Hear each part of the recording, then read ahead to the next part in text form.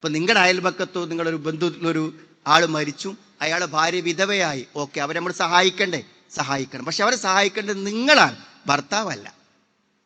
മനസ്സിലായി? അതുകൊണ്ട് അയാളിലേക്ക് എന്തെങ്കിലും കാര്യങ്ങൾ ചെയ്തു കൊടുക്കണമെങ്കിൽ അത് നിങ്ങൾ ത്രൂ മാത്രമേ പറ്റുള്ളൂ. കാരണം വിഷമം അനുഭവിക്കുന്ന ഒരാളെ പിന്തുണച്ചാൽ അത് ആണും പെണ്ണുമാണെങ്കിൽ അതൊരു ബന്ധമായി വളരും. അപ്പൊ നിങ്ങൾ ഈ ക്യാമ്പസിലൊക്കെ ഉള്ള പ്രേമങ്ങളിൽ അവർ പറയുന്ന കഥ എന്താ അറിയുങ്ങൾ? അവരെ ജീവിത വിഷമങ്ങളാണ് കാമുകരോട് പറയാൻ. അങ്ങനെയാണ് അവിടെ മനസ്സടുക്കുന്നത്.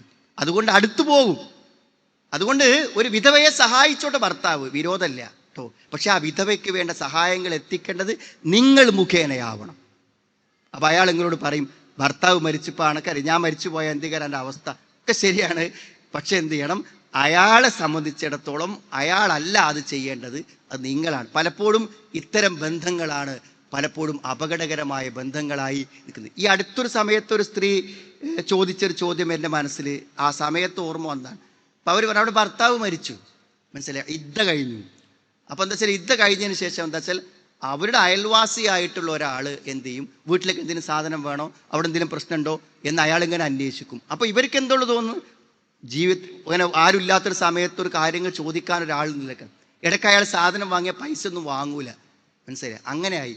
പക്ഷെ കുറച്ച് മുന്നോട്ട് പോയപ്പോഴാണ് എന്തായത്, അയാളുടെ മെസ്സേജും പെരുമാറ്റങ്ങളും സ്വഭാവങ്ങളും മാറിയെന്ന് മാത്രമല്ല, അവർ അപകടത്തിൽപ്പെട്ടു, അബദ്ധത്തിൽപ്പെട്ടു, ഏറ്റവും മാരകമായ തെറ്റുകൾ സംഭവിച്ചു. ആ തെറ്റിൻ്റെ കുറ്റബോധത്തിൽ ഇനി എനിക്ക് എങ്ങനെ എൻ്റെ പരലോകത്ത് രക്ഷപ്പെടാൻ പറ്റും എന്നതിന് ആത്മാർത്ഥമായ ഒരു തൗബക്കും രക്ഷപ്പെടാനുമുള്ള വഴികളെക്കുറിച്ചും പുറത്തു കിട്ടുമോ എന്നൊക്കെ ചോദിക്കാനും ഒക്കെയാണ് അവർ വോയിസ് അയക്കുന്നത്. പക്ഷെ ഞാൻ നിങ്ങളോട് പറയണത് സത്യത്തിൽ എന്താണ്, ഇങ്ങനത്തെ ഒരു സാഹചര്യം വരുമ്പോൾ ആളുകൾ എന്ത് ചെയ്യും, അപകടങ്ങളിൽ പെട്ടുപോകും. എപ്പോഴും നല്ല സൂക്ഷ്മയും നല്ല ജാഗ്രതയും ഇല്ല എന്നുണ്ടെങ്കിൽ നമ്മുടെ ഈ അപകടങ്ങളിൽ പെട്ടുപോകാനുള്ള സാധ്യതകളുണ്ട്. അപ്പോൾ